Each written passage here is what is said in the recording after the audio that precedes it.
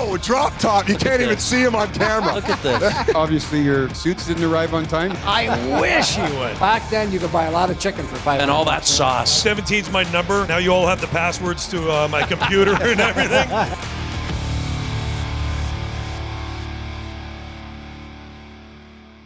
Hi, everybody. Ryan Leslie back with you, and welcome to another edition of the best of Unsportsmanlike Content. You know, throughout the first half of this season, we've had some fantastic guests, from Paul Bissonnette, Biz Nasty, to the guys from Shoresy, Will Arnett, Paul Langlois from the Tragically Hip, all kinds of big names. And we thought we would circle back this time around and catch up with one of Canada's most beloved comedians and actors and his so-called hockey career. Here's our conversation with Gerry D. Just outside Legends Row, and we've got some legends joining us tonight. We got Brad May, of course, who's always here, and of course Gerry D stopping by, a man of so many talents. Thanks for doing this. How are you? I love it, man. I'm a big Leafs fan, and this guy's here, and Isn't you're this here. great? It's great, yeah. Well, thanks. And how about this coat? Just got the jacket. jacket. I just bought this. I didn't have like a proper Leaf thing I liked as much, so I got it. I just walked in and said, I'll take that. I gotta get it. Like I said to my wife, I gotta get something that I Who are you wearing tonight? wear. I got. Yeah. So it's We got to Looks talk great. about Drake, though. He has to know that Drake. you're wearing What's up? Drake doesn't even know I exist. So no, He will might now, actually. Gerry. He will now.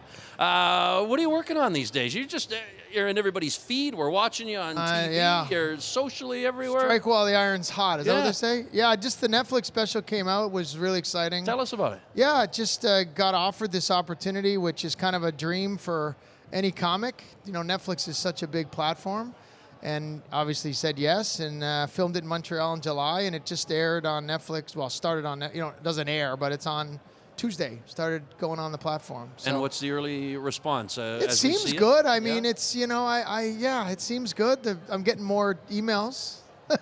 Hey, And I answer them myself as I talk about. I'm not moving on, but one No, of move on. my favorite shows, Family Feud. How Yeah, it's much fun fun. have you It had? is How a many lot. crazy families? And there is a Oh, family yeah. that's actually, I think they actually rehearsed, but they never got a call back, and that's the Bowen family, Joe Bowen. Yeah, I tried what to happened help. with these I don't guys? know. I got to find out. We got to keep working the Bowens Keep 'em in off there. air. I gotta, They get enough I mean, I don't know what attention. happened, but I'd love to usually see I those flag guys. it. They'd be great. Yeah, it's a lot of fun. I mean, the families make the show. They're so excited to be there. It's just, you meet them from all over the country, and there's just some characters, right? How do you, in your own words, kind of describe your career? Because I remember my first Yeah. viewing of you was Gerry D, sports reporter on The Score. I thought it had a wild following. It was Yeah. great content. Love to bring it back. I'm sure you go into the vault every I've now and then. To tried. where you are, Netflix, to where Yeah. hanging with Mr. D. I'm just, you just try to stay busy, right? Like it's a business where you want to stay involved in everything. And Gerry D Sports Reporter was the first thing that kind of put me on the map with Canadians. Yeah. And it was awesome. I got to meet guys like this during their playing days, and Barkley and everybody, Jordan. Like, I got to meet all these people. So it was a lot of fun. And I've got all those interviews somewhere, but there's some really special interviews that I'll always cherish. Was that the one for you that, obviously that was the first, but Yeah. that kind of brought out a lot of Well- your natural talent, the ability to improv and... Yeah, I think people. I was a teacher till I was 33. Like, I started this late. You don't start. I was telling the guys on a sports show the other day. It's like playing single A hockey and saying I want to play in the NHL. Like, it can happen, but it's pretty rare to start that late and be able to make it work a little bit. So I've been very fortunate. Mr. D was kind of the big change for me. Sure. That was the big opportunity to get a sitcom. And then the stand-up I've always done since day one. And you got to be, good to be lucky to be good. It's a bit of both. But I was excited about this special. It was something I didn't see coming. I'm not 30 anymore, so it was kind of late in the game. But it's pretty cool. Hey, Gerry, you're representing, what a jacket. Like, we've already Yeah. talked about it. Who are your favorite Toronto Maple Leafs of Well, the past and present? Yeah, I What's mean, your starter? Your starting five my and a starting goalie. five. Okay. And a Oh, coach. that's good. I got Sundin, Clark. I think Tucker would be up there with the way he played. I'm a big Hyman fan when Hyman was here. And did I say Sundin? Yes. Sundin. We need a couple defensemen. We need a Cujo couple was good. defensemen. Cujo was I good. go back to Dave Ellett, Salming. Like, that was when I first started. Those two were kind of legends for me growing up. So there's so many, right? Like, it's hard, So when we're talking about players, Buffalo, you got one of my, You used to be a player, And you played at high levels. I played, yeah, 1 Right? year. What did we One do? year, university, Let's talk fourth about it. line plug. Wait a minute. funny That's story. not what the video says. No, I put a couple videos up because Hey, I check found this a clip. out. Check is there a this clip? out. Oh, look at me go. Watch Number the wheels. 23 in your Look at the program. hustle. Watch this. I cut in and I get, and it's funny because the commentator's like, oh, an easy glove save. I'm like, you didn't have to say that. I think you put yourself offside.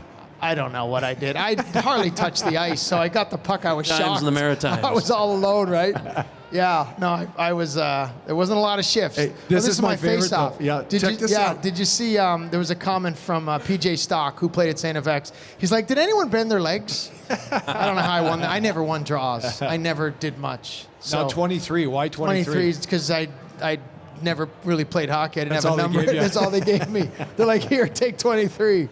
And never really had a reason for 23. I got my daughters playing sports. I'm like, why don't you take my number? They're like, why? You did like you played 1 year hockey. So no that's so reason good. for the number. That was the age I probably was as a rookie, 23. I think I probably was. It was my second degree, and I was like, Hey, a walk-on. how did you like going to school out in Atlanta? Oh, it's great. It's unbelievable. Yeah, out there. Maritimes is awesome. Met my wife. It became like a second home for me, the Maritimes. We filmed Mr. D out there. St. FX is such a great school. You know, we were talking about Acadia, another great school. Just, you know, an awesome experience out there altogether. Look at Speaking this. of awesome, Ladies speaking and of gentlemen. awesome, from my neighborhood, well, Darryl not as Sittler. nice as yours. This is a real legend. Darryl. Let me get out of the way Darryl, here. nice to see you again. Thanks for stopping by. Oh, I was going And, to talk about my bright lights. I was I going didn't to put talk any about my makeup on. 4-point game, but this is not the guy to bring up a 4-point game in front of me. 4 points. That's Adorable. nothing to you. You had that at the end of the first period. remember that night? Of course I do. Yeah. Where were you? Everybody. I was remembers that. at home, but I used to go. I remember the day Lanny got traded vividly because they were handing out flyers. not talking about Lanny getting traded. I'm We're just talking saying. about my 10th I don't night. remember. I was probably 6 Lanny years who? old. No. Oh, how old are you? So I'm 50 years 56. coming up this year. So you were 6 years old. Yeah. There you go. You were I would have son of a just pajamas. watched it, There but it I is. knew the In story case of it. We need a memory jogger. I had your hockey cards. That was the generation I remember. Had the hair being- flowing. Look at that. Look at eh? that, eh? That's solid. Ian Turnbull. That's Turnbull. And that was a good goal. Everybody says the goalie was crappy, but he was pretty good. He was Are these the assists you got? Because now I'm realizing they were kind of only like 6 third assists. assists. Only 6 assists. Now, is it, 10 points. Darryl, That's I always nuts. wanted to ask you, is this story true? You had Swiss Chalet beforehand? Bush Pre-game Chalet. meal? Yeah. I In the did. car or In something? the car. I was in a hurry. My wife was 8 months pregnant. She wasn't home. I got stuck in traffic downtown.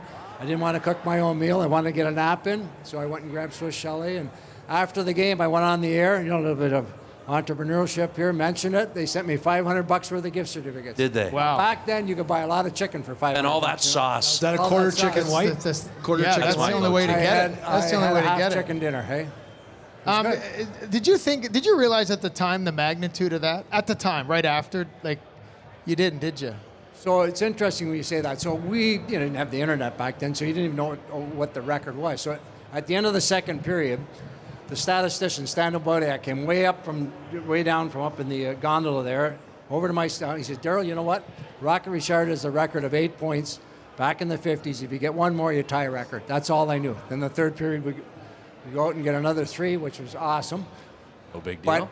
that night afterwards, the guys went to Bobby Rubino's Ribs out in Mississauga, had a quick beer, and went home because we played the next night. We had back-to-back home games against Minnesota. And I think the next game was like 1-0. So So chicken we and kind of ribs. lost it. Yeah. Chicken and ribs Ribs out the didn't do window. it, eh? Hey, that record's never going to be broken. There's no chance. I mean, I don't want to. I don't When want you say that, There's everybody no chance. everybody brings that up, and it's interesting. So Wayne Gretzky, he was the guy I thought was going to break it, or Mario Lemieux, right? So I remember watching a game. Gretzky was playing in Minnesota. It was an afternoon game, and he had 8 points at the end of the second period, eh? Wow. And I talked to him about that, and he says, yeah, Sather put him out the whole 20 minutes of the third period to try to get 2 points. Didn't do Didn't it. happen. Wasn't meant to be. Yeah, I don't know how that. I don't know how that's getting broken. now. Okay, before we do that, what big night there. What about the 5 goals in the playoffs?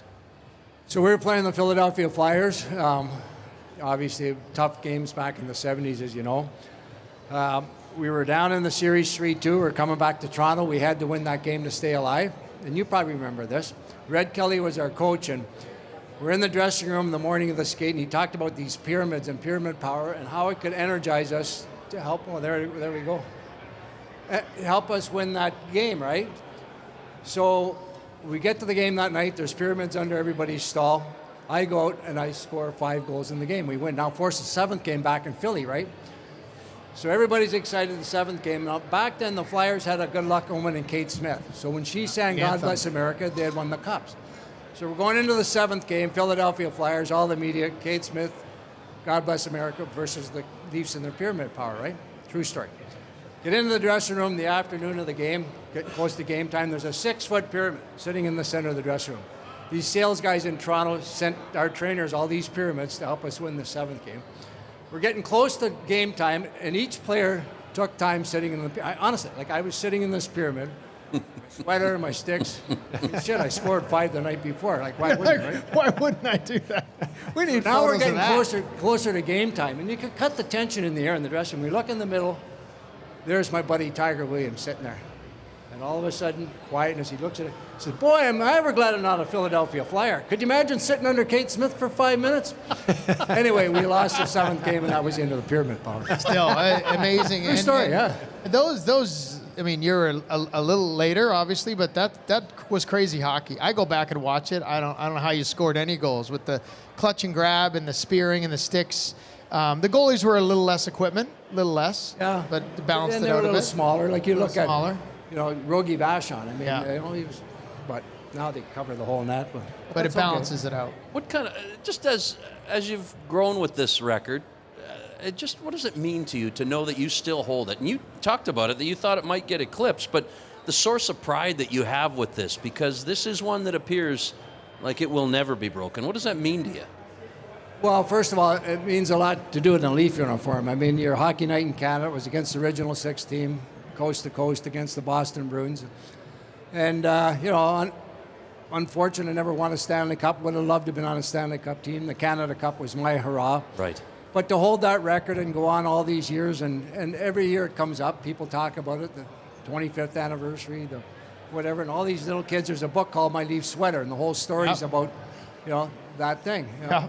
And even though I haven't played for 30 years, I'm still these kids' favorite player, because they get brainwashed reading my book, So all those good things have happened from it, So we're looking forward to this year. In the new year, the Leafs are going to celebrate the 50th anniversary. And 50 years. Wow. Where were you 72, Canada, Russia? Where were you when you were younger, right? I started in 70. In 72, true story.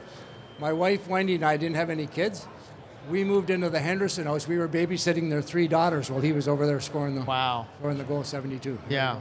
That's unreal. Yeah. I knew that was, you were just you were young and in the mix for that.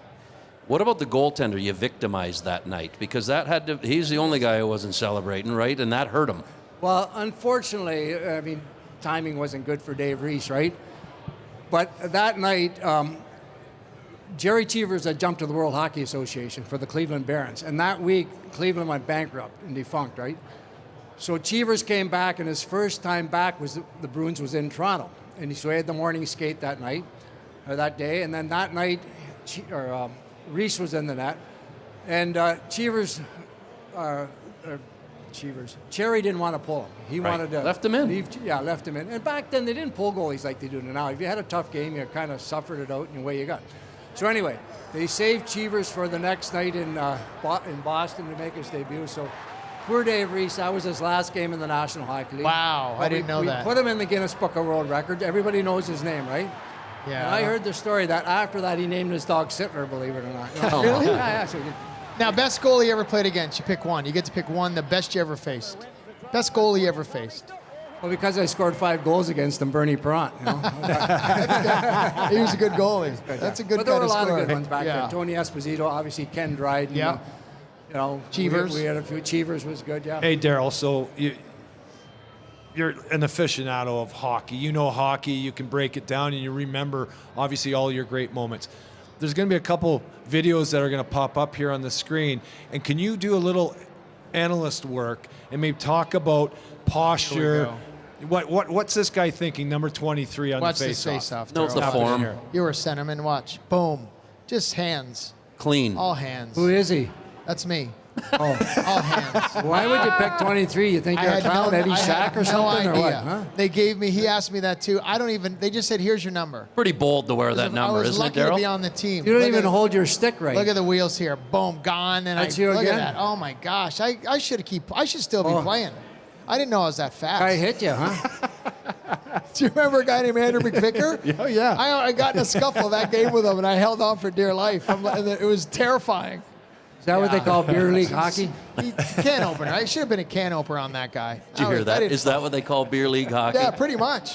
He was in I university. mean, look at who you're showing in front of these guys. Like, this is embarrassing. Hey, but it's pretty neat, though. Darryl Sittler breaking it down. Well, yeah, but he chirped it. It wasn't the best breakdown. He didn't compliment anything. We're going to celebrate the anniversary, 50 years Yeah. of that 10-point night in late January, and I was February, excuse me. January 27th. 27, yeah, January 27th. 27, But right? the February 7th was Shocker. the date. I was texting with your old buddy Lanny McDonald today. Said he carried you the whole way, but he's going to be Yeah. in the house for that night, and he's looking forward to it. Did you get that number in Philly? What? 27? I had 9 when I went there, and then after Reggie Leach retired, I ended up wearing 27 in Philly. Yeah. But you want to hear a good story about the 10-point game? You look back at the score sheet.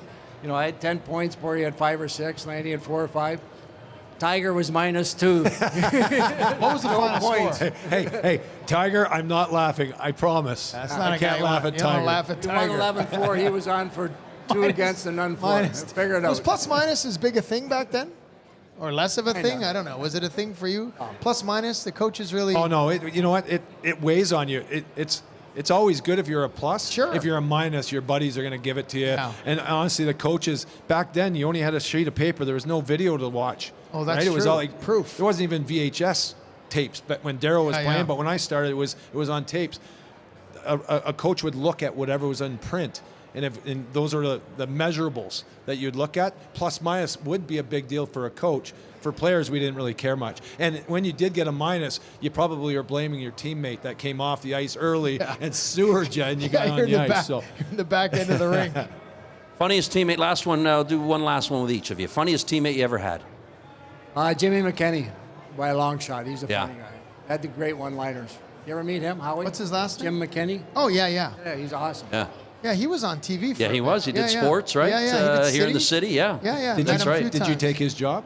I probably didn't, but yeah, when I was in high school, he was the guy. He'd come to your school, and I knew he was a Leaf, and it was He had a great it was voice, the coolest too. thing. Yeah, he was great. And if you could play anyone in a movie, a hockey player, who would it be? Well, and I why? did. I played Wayne Cashman. Oh, that's right, you I did. played Wayne You did, Cashman yes. in the Canada. I did know that, 72. Canada Russia 72. Yeah. And I got to talk to Wayne, and That's right. he helped me. He was through it. crazy. He was a little was. nuts. Apparently, he was. We didn't show it in the film, but yeah, there was some crazy stories. But he was super nice. I got to talk to him to play the part. Yeah. Got to meet him. So What a I guess thrill. I got to say, Yeah, it was you've done it. to be in that series. Like I started believing I was in it because they called me Cash for 2 months. We filmed Cash. And then I'm like, wait, I was never in this. But it was really cool to relive that.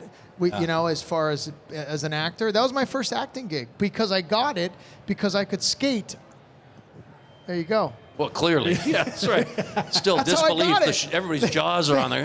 When Was that skating? Eh? When they did Miracle, when they did the movie Miracle, they went for actors and tried to get them to skate. Yeah. We went for skaters and that tried to get them teach them to act. So Fantastic. I could at least skate, right? There he goes. Look at him go.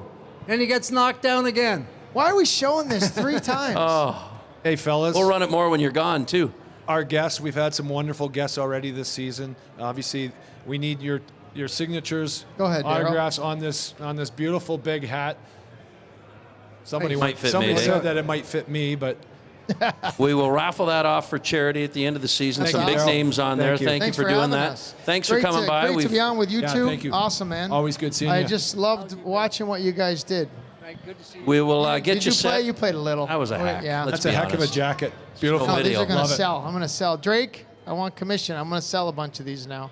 Pretty safe to say nobody's going to be emailing Gerry D about his so-called hockey career, but thanks to Gerry for being such a great sport, and as well a big thanks to the legend himself, Darryl Sittler, for stopping by. Absolutely loved that conversation. Okay, now a chance, never before seen conversation that we had with rock royalty, members of the Guess Who. Okay, rock royalty in the house. Very pleased to be joined by Burton Cummings and Randy Bachman. Guess Who? After 23 years, you're going back on the road. How does this feel with the Taking It Back tour? I'll maybe start with you. Every time I see this guy, I flash back to being 16 or 17 years old. Like, they were a huge influence on me. He was always the best guitarist in town, and when we had a night off in our own bands, we would always go and see them. So for me to end up playing with him was kind of like a teenage dream come true. So as far as what he thinks of me, you can ask him. But I remember always being in awe of him and how good he was and how much better he was than everyone else in town. That's high praise. How do you match that? When I was looking for a new lead singer, because our guy wanted to go back to school, idiot. Who's the best singer in town? Go see the Deverons with Burton Cummings. Went to see him at the Winnipeg Arena. I was born to be mild, he was born to be wild. Okay, we go to see him at the Winnipeg Arena. He's doing Hang on Sloopy or something. He's got on what we call Beatle boots, like high heel boots. He dances on top of a grand piano and scratches it up. It's in the newspaper the next day. And when they tell him to fix the piano, he tells them to FO. Okay, this guy, I need this punk in my band. I need some Viva, some living life in the band. So I asked him to join the band, and he was so young, I had to get his mother's permission. He couldn't sign the contract. He was 17. And yeah, then he joined the band. His mother made me promise, because I was the oldest of 4 boys, that treat Burton like a brother, pick him up before every gig and bring him home after every gig. I don't want him carousing around with his friend. Embarrassing, for crying out loud. But I would take him home. He would go say goodbye. He'd walk out the back to go to his friend Ari Perlmutter's house. His mother just think he's out with me all night long. Anyway, I'm doing stuff I shouldn't tell you. No, this is that great. That should be in the book. This is great. No, pretty much Canada's greatest enduring rock and roll singer. Well said. And you guys were such a big part of a big Canadian rock scene. We could talk about Joni Mitchell. We could talk about newer, the Tragically Hip. But you guys were kind of front and center. Well, here's the thing. When we had These Eyes, there really wasn't much of a Canadian industry to speak of. There was always Leonard Cohen, because he was known as a friend of Bob Dylan, and he was always famous. Gordon Lightfoot's been around since the dinosaurs, and he was always well known. But there was never a band before us, I don't think. I mean, we were before Rush, we were before the Bare Naked Ladies, before. The band. So I think we were the first band from Canada that actually went on Dick Clark's American Bandstand, and we got a gold record from Dick Clark. And I mean, that was I was going back home to my North End friends in Winnipeg. They couldn't believe what they had just seen. I got a gold record from Dick Clark, and here I am back in the local pool hall in the North End of Winnipeg showing my gold record. It was all fantasy Cinderella stuff. It really was. I love that it's not lost on you. What does it mean to be back, coming up in May, on tour? New songs? Like him, I'm like Kirk and he's like Spock, or vice versa. It's Star Trek, it's time travel. When I'm on stage and he starts to sing No Time, American Woman, I'm 30 again and he's 27. I mean, it's a time thing. I look and I see this young Burton Cummings singing and playing, and it makes you feel younger. Like having children, you relive your childhood again. We're reliving our teenagehood again by going out on the road and celebrating these songs that we had no idea they would be around after 2 years or 3 years or 10 or 20 or 50 years now. We had no idea. Is there a song that you guys play, wrote, perform that maybe has a different, maybe stronger message today than maybe when you first started doing it? One that really resonated and grew with you and maybe took a new turn? I don't know about that, but I'll tell you what my favorite was that he and I put together was No Time. I always loved No Time. I still love singing it on stage. And the thing about No Time was it was our first rock record. We had These Eyes, and we had Laughing, and we had Undone. They were all softer records. No Time came out. Suddenly we were a real band, and we started getting taken more seriously after No Time. People started saying, wait a minute, this band really rocks. I heard No Time on the radio the other day. It still sounded pretty good. And then after No Time, American Woman, well, that was beyond any of our expectations. That was the one that took you That's to a my whole favorite song as well. Yeah. We liked it so much we recorded it twice. Yeah. It's on the second Guess Who album. Wasn't that good. The studio wasn't that good. And we would read about the Beatles. They cut Strawberry Fields 20 times over 3 years, and they put pieces together. Let's cut this song again. We cut it again. It's much better, a better sound, a better. They built a studio for us, by the way, in Chicago. So we go to this, what they call the American Woman Studio there on Wacker Drive in Chicago. It's our own studio. And we recorded No Time Again. It's my favorite song. When we play live, it gets the audience going crazy. They know it's full of hooks. And it got stolen by Law and Order. Dun, dun, dun, dun, dun, Right. dun. No time left for you. That's right. Yeah. We still end our night with it because it makes sense. No time left for you. And you should see the reaction from the crowds when you hear that first, when he and all the guitar players start the, it's like, I love those moments. I live for those moments. Well, let's talk about your fans who followed you all these years and continue to look at the work you're doing. Is there a memory or a moment that sort of says, hey, this fan base has been with us a long time and it still touches you? Almost every single night, you look out there. I do. Probably Burton, the same thing. Because we're touring alone and together. This is together for the first time. This is our Taking It Back tour next year. You look out there and you see a couple of really good-looking ladies, and they're really into the show. They love dancing to No Sugar Tonight, a lot of the BTO song. And the guy's sitting there like this. Like he's a little pissed Wishes off. he was you. Wishes he was at a hockey game or something. And by the end of the night, he's up going, No Time Left for You, or singing American Woman, or taking care of it. Suddenly he gets into it. So it's just, and when that happens, it's a transformation. It's fantastic. Or you see somebody who's 10, and their dad who's maybe 25, and his dad who's 45, and maybe their grandfather who's in his 60s. You've got 3 or 4 generations of Canadian men and women there, all knowing the songs. And it's basically because they're used again in movies and all these kids playing games.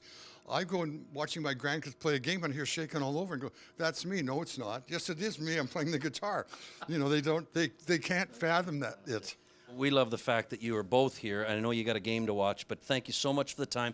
Best of luck on tour. We'll be back. We're Gentlemen. back here in May or June. We'll see you then. We're going to And, fill the joint. That's right. Yeah. Good luck on tour, gentlemen. Thank you. Thank you. Thank you. Thanks for having us.